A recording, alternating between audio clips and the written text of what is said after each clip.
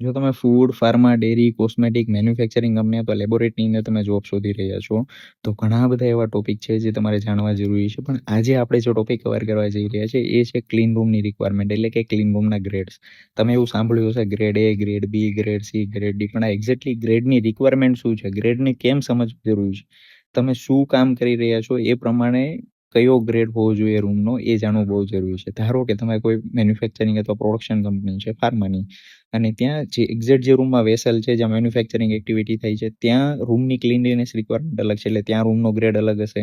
ત્યાંથી ફિલિંગમાં જઈ ત્યાં કંઈક ગ્રેડની રિક્વાયરમેન્ટ હશે, ત્યાંથી કોરિડોરમાં કંઈક રિક્વાયરમેન્ટ અલગ હશે, ત્યાંથી તમે ચેન્જિંગ રૂમમાં આવશો તો ત્યાં ગ્રેડની રિક્વાયરમેન્ટ અલગ હશે.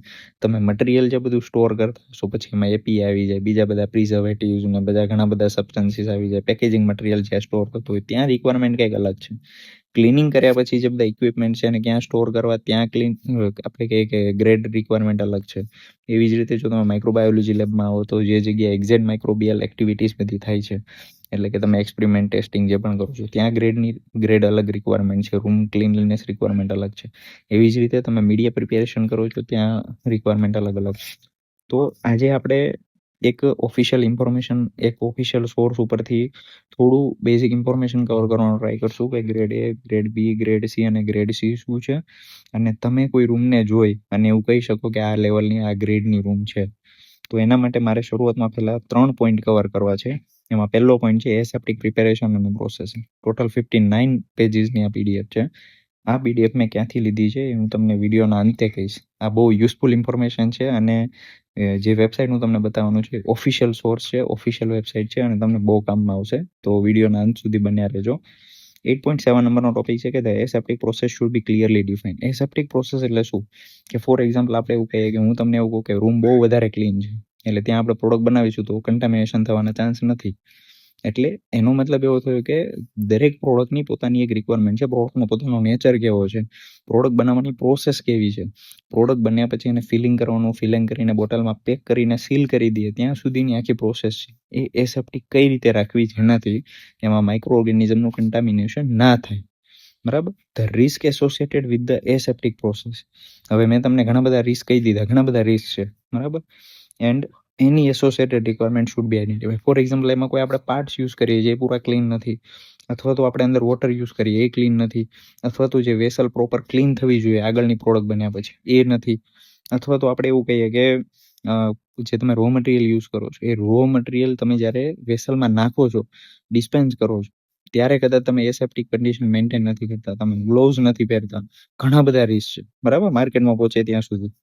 ધ સાઇટ CCS એટલે છે કન્ટામિનેશન કંટ્રોલ સ્ટ્રેટેજી. દરેક ફાર્મા કંપની અથવા ફૂડ કંપની અથવા ડેરી, કોસ્મેટિક કોઈ પણ કંપની હોય ને પોતાની કન્ટામિનેશન કંટ્રોલ સ્ટ્રેટેજી હોય. કન્ટામિનેશન કંટ્રોલ સ્ટ્રેટેજી એટલે શું, બહુ સાદી ભાષામાં કહીએ કે કોઈ પણ ફાર્મા કંપની, કોઈ પણ કંપનીની પોતાની એક એસઓપી હોય. એસઓપી એટલે આપણે કહીએ કે એક ઓપરેટિંગ પ્રોસિજર હોય, એની ઓપરેટિંગ પ્રોસિજરના આધારે ક્લિનિંગ થતું હોય, અથવા મતલબ કહીએ કે ત્યાં ઇક્વિપમેન્ટ, યુટેન્સિલ્સ આ બધાનું ક્લિનિંગ પ્રોપર વેમાં થતું હોય. આ ગાઈડલાઈન છે એ પ્રી ડિફાઇન હોવી જોઈએ. બરાબર. અહીંયા લખ્યું છે કે method and procedure two control this risk should be describe and implement. બરાબર. એટલે આ બધા રિસ્ક છે એને કંટ્રોલ કરવા માટે એક મેથડ અને પ્રોસિજર હોય છે. આ મેથડ અને પ્રોસિજરને ફાર્માની લેંગ્વેજમાં એસઓપી કહીએ અથવા ગાઈડલાઈન કહીએ. બરાબર. અને એના રેગ્યુલર ઇન્ટરવલી અપડેટ થતી રહેતી હોય. એના પછી છે precautions to minimise microbial, endotoxin or pyrogenic and particle contamination should be taken. Precautions એટલે આપણે સિમ્પલ કહીએ સાવધાની, જેનાથી આપણે કહીએ કે ઓછામાં ઓછું માઇક્રોબિયલ કન્ટામિનેશન થાય, એન્ડોટોક્સિન કે પાયરોજનનું કન્ટામિનેશન થાય અથવા પાર્ટિકલ કન્ટામિનેશન થાય.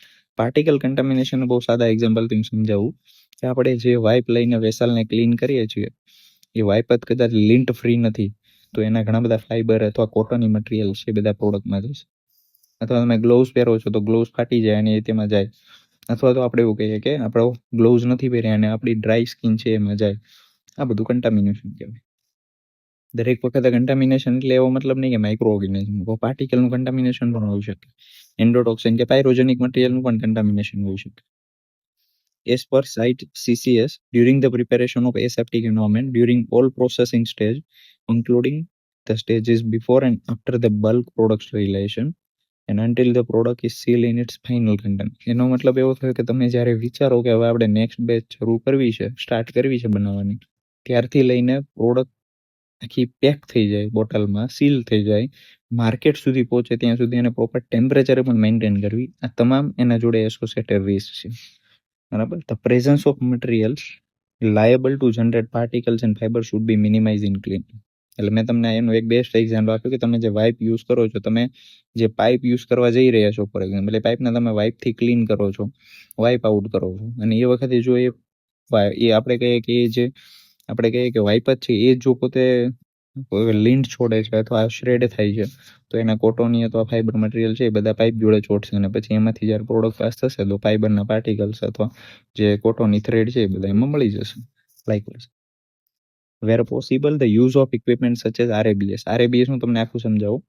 Isolators or other systems should be considered in order to reduce the need for critical intervention into grade A and to minimize the risk of contamination. એનો મતલબ કે કોઈ RABS છે, આઇસોલેટર છે, તો એવી સિસ્ટમ આપણે યુઝ કરવી જોઈએ જેનાથી આપણે વધારે ને વધારે એક એવી કન્ડિશન મેન્ટેન કરવાનો ટ્રાય કરી શકીએ, એસેપ્ટિક કન્ડિશન, કે જેમાં ઓછામાં ઓછું આ બધું કન્ટામિનેશનનો રિસ્ક થાય. RABS નું તમને સિમ્પલી સમજાવું, એક આખું ચેમ્બર હોય અને એમાં હાથ નાખીને અંદર આપણે કામ કરવાનું, પણ એનું વધારે ડિટેલમાં સમજાવું તમને આગળ. Robotics and automation process can be considered.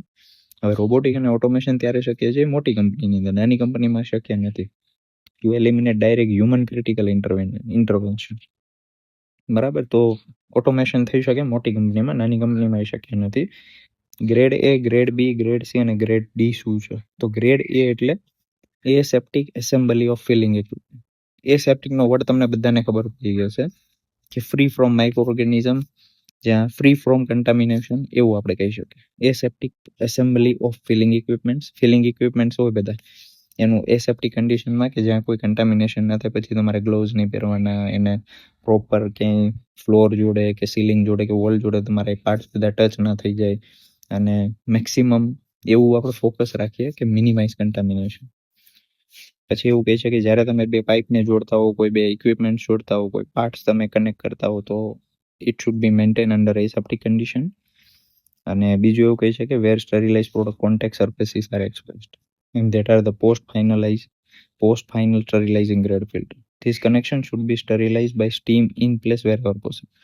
Steam in place એટલા માટે કીધું કારણ કે ઘણી બધી જગ્યાએ સ્ટીમથી સ્ટરીલાઇઝેશન થતું હોય, ઘણી બધી જગ્યાએ યુવીથી સ્ટરીલાઇઝેશન થતું હોય, એટલે કેવી પ્રકારની પ્રોડક્ટનું સ્ટરીલાઇઝેશન રિક્વાયરમેન્ટ છે એના આધારે આ બધા પ્રોસેસ ફોલો થતા. અને અગેન પ્રોડક્ટનો નેચર કેવો છે, પ્રોડક્ટ કઈ કન્ટ્રી માટે બને છે, ક્યાંના કસ્ટમર છે, એ પ્રમાણે એની ગાઈડલાઈન કઈ છે. ફોર એક્ઝામ્પલ ઇન્ડિયા મેન્યુફેક્ચરિંગ થતું હોય, પ્રોડક્ટ યુએસએની બનતી હોય, યુએસએ મોકલવાની છે, તો યુએસ ફાર્માકોપિયા ગાઈડલાઈન પ્રમાણે જો પ્રોડક્ટ બનતી હોય તો ત્યાં કેવી રિક્વાયરમેન્ટ છે સ્ટરીલાઇઝેશનની અને કયા પ્રોસિજરની, એ ગાઈડલાઈન તમારે ફોલો કરવી છે. બટ અગેન સ્ટરીલાઇઝેશન છે એ કન્ટેનર, પ્રોડક્ટનો નેચર, આ બધું મેટર કરતું હોય છે.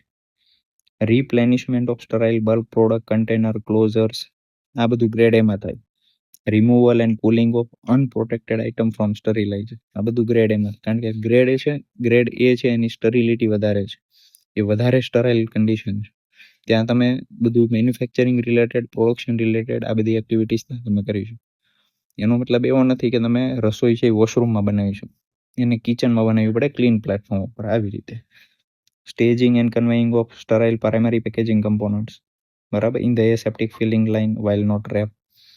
Aseptic sealing of containers such as ampule, vial closure, transfer of open or partially stopped vials, loading of lyophilizer.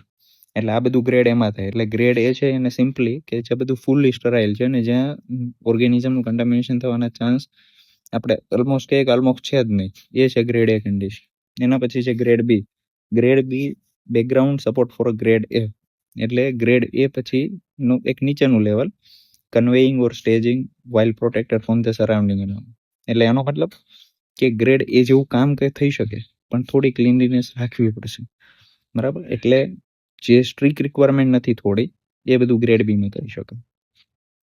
અને grade C, preparation of solution to be filtered including sampling and dispensing, એ બધું grade સીમાં થાય. એના પછી આવે grade D, cleaning of equipment, એટલે wash bay, એટલે જ્યાં વોશિંગ એરિયા છે, બરાબર. Handling of components, equipment and accessories after cleaning, for example તમે કોઈ પાઇપનું ક્લિનિંગ કરો છો, ક્લિનિંગ કર્યા પછી એ પાઇપને તમે ડ્રાય કરી દો છો અને ડ્રાય કર્યા પછી તમારે એને કંઈ સ્ટોર કરવી છે. કોઈ બકેટ છે એ બકેટ યુઝ કરો છો, કોઈ વેસલ તમે યુઝ કરો છો, નાની મોટી, અથવા કોઈ એવા ફનેલ છે તમે યુઝ કરો છો, કોઈ પાઇપના ક્લેમ્સ છે, સીલ છે, આ બધું તમે યુઝ કરો છો અને ક્લીન કરી દીધું, પ્રોપર રેપ કરી દીધું અને પછી એને સ્ટોર કરવું છે, તો you can store in grade D area. Assembly under HEPA filtered airflow of clean components, equipment and accessory prior to sterilization. તો સ્ટરીલાઇઝેશન પહેલાં જે બધું આ HEPA filter airflow of clean components ને ઇક્વિપમેન્ટ અને એસેસરીઝ બધું તમારે એસેમ્બલ કરવું હોય તો એ બધું ગ્રેડ ડીમાં કરી શકાય. Assembly of close and sterilise SUS હું તમને સમજાવું થોડી વારમાં. Intrinsic sterile connection device. આ બધું કહેવાનો મતલબ કે બધું પ્રોડક્શન પહેલાંની જે બધી તૈયારી છે એ બધી ત્યાં કરી શકાય એમ. પણ જો તમારે પ્રોડક્ટ છે, પ્રોડક્ટને ખોલવી છે અને ખુલ્લી કરવી છે તો ગ્રેડ ડીમાં ના કરાય, અને ગ્રેડ એમાં કરવી પડે, અથવા તો RABS આઇસોલેટર આ બધામાં કરવી પડે. બરાબર. આ એક ટેબલ છે, બહુ યુઝફુલ છે, અને આ ટેબલ હું તમારી જોડે શેર કરી દઈશ. થોડું મારે તમને ડિટેલમાં સમજાવવું છે. 2-3 વસ્તુ. બેકગ્રાઉન્ડમાં છોકરાઓ બહુ રોવે છે. એસયુએસ મેં તમને કીધું હતું. એસયુએસ એટલે શું? Single use system. Single use system એટલે શું? પ્રી સ્ટરીલાઇઝ, પહેલેથી સ્ટરાઇલ કરેલી હોય, ડિસ્પોઝેબલ બેગ હોય. એસયુએસનો મતલબ સમજો? Single use system. પછી કોઈ ટ્યુબ છે, કનેક્ટર છે, એસેમ્બલી છે, જેને તમારે એકવાર યુઝ કરીને થ્રો કરી દેવાની હોય, સિંગલ ટાઈમ યુઝ કરવાની.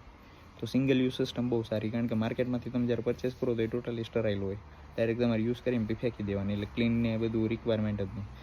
ઇન્ડિયા છોડીને તમે બહાર નીકળો તો મોટાભાગે સારી બધી કંપની છે આ બધું સિંગલ યુઝ વધારે યુઝ કરે.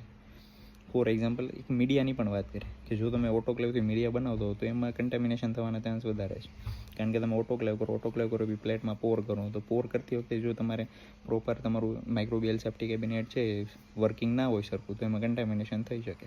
તો એની જગ્યાએ અમે એવું કરીએ છીએ કે મીડિયાની પ્લેટ્સ જ આખી માર્કેટમાંથી રેડીમેડ લઈએ છીએ, થર્મો સાયન્ટિફિકવાળા જોડે છે અને બીજી બધી ઘણા બધા સપ્લાયર જોડે. તો ઇન્ડિયાની અંદર મેં ઘણા બધા ફ્રેન્ડ લોકો જોડે વાત કરું તો ફાર્માની અંદર એ લોકો મીડિયા ઓટોક્લેવમાં બનાવે, પછી પોર કરે, પછી પ્લેટ્સ બનાવે ને પછી ટેસ્ટિંગ થાય. તો આ એક એક્ઝામ્પલ છે એસયુએસનું. બરાબર. એના પછી છે ઇન્ટ્રિન્સિક સ્ટરાઇલ કનેક્શન ડિવાઇસ, એટલે સ્ટરાઇલ ટ્યુબ વેલ્ડર હોય, પછી જેન્ડરલેસ એસેપ્ટિક કનેક્ટર્સ હોય. આ બધા ઘણા બધા એવા સિસ્ટમ છે કે જે તમે યુઝ કરી શકો, જેનાથી મિનિમલ રિસ્ક થાય કન્ટામિનેશન. એના પછી આપણે આઇસોલેટર અને RABSની વાત કરી. RABSનું ફૂલ ફોર્મ મારે તમને કહેવું છે, રેસ્ટ્રિક્ટેડ એક્સેસ બેરિયર સિસ્ટમ. મેં તમને સમજાવી દીધું થોડું. એક એવું ફિઝિકલ બેરિયર સિસ્ટમ જે એસેપ્ટિક ફિલિંગમાં અથવા કોઈ તમારે એસેપ્ટિક કામ કરવું છે તો સિમ્પલી તમારા હાથ અંદર ભરાવી દેવાના અને આખું જે માઇક્રોબિયલ સેફ્ટી કેબિનેટ છે તો આ લેમિનાર એરફ્લો સિસ્ટમ જેવો આખું ચેમ્બર હોય જેમાં તમે તમારું બધું કામ કરી શકો. એટલે તમે આખા એક્સપોઝ ના થાવ પ્રોડક્ટ જોડે, અથવા જે પણ કામ કરતા હોય એમાં મટીરિયલ જોડે ડીલ કરતા હોય એની જોડે. આઇસોલેટર તો તમને બધાને ખબર છે, fully enclose seal unit, access via glove ports or transport system.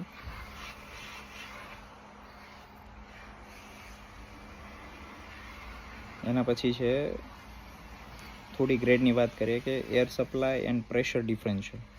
તો ગ્રેડ A અને B area need continuous unidirectional air flow at the critical zone. એટલે એનો મતલબ એવો થયો કે તમે જે રૂમમાં, હવે મેં તમને કીધું કે ગ્રેડ A, B, C અને D થોડોક તમને આઈડિયા આવી ગયો, પણ તો એમાં જે પ્રેશર ડિફરન્સ છે એ પણ મેન્ટેન થવું જોઈએ. એટલે એનો મતલબ એવો થયો કે એક રૂમ છે, રૂમની અંદર એર પ્રેશર છે અને રૂમની બહારનો એરિયા છે, બંનેના પ્રેશરમાં ડિફરન્સ હશે તો પણ ઘણું બધું ફરક પડશે. ફોર એક્ઝામ્પલ આપણે દરવાજો ખોલીએ અને બહારથી આખો મોટો એરનો ફ્લો આપણી રૂમમાં આવે, તો જો બહારનું એન્વાયરમેન્ટ ક્લીન નહીં હોય તો એ બધું એર અંદર આવશે અને જોડે માઇક્રો ઓર્ગેનિઝમ લાવશે. તો એ સિચ્યુએશનમાં આપણે શું કરવું પડશે? રૂમની અંદર એરનું પ્રેશર વધારે રાખવું પડશે. એટલે જ્યારે તમે દરવાજો ખોલો તો રૂમની અંદરથી હવા બહાર આવે પણ બહારથી અંદર ના આવે, એવી રીતે. આના માટે એક અલગથી હું વિડીયો બનાવીશ તમને, પોઝિટિવ પ્રેશર અને નેગેટિવ પ્રેશરનો. બરાબર. જેમ તમે ગ્રેડ B, C અને D જાઓ એમ એરનો રેટ છે થોડો ચેન્જ થતો રહે, એર ચેન્જ રેટ્સ. બરાબર. એટલે આ બધા થોડા ટોપિક છે, કન્ટિન્યુઅસ અને પીરિયોડિક મોનિટરિંગ છે, સેમ્પલ લોકેશન્સ અને ડ્યુરેશન છે, અલર્ટ અને એક્શન લિમિટ છે. આ બધું આપણે ટૂંકમાં સમજીશું અલગ વિડીયોમાં. થોડો પ્રયત્ન કર્યો છે મેં તમને સારી ઇન્ફોર્મેશન આપવાનો. બેકગ્રાઉન્ડ નોઇઝ થોડો એવોઇડ કરજો. બહુ હોટ વેધર છે, હું બહાર બેઠો છું, છોકરાઓ બધા આજુબાજુ રમે છે અને મારી બાજુવાળી છે એને ક્લિનિંગ શરૂ કર્યું છે. Hope you like this.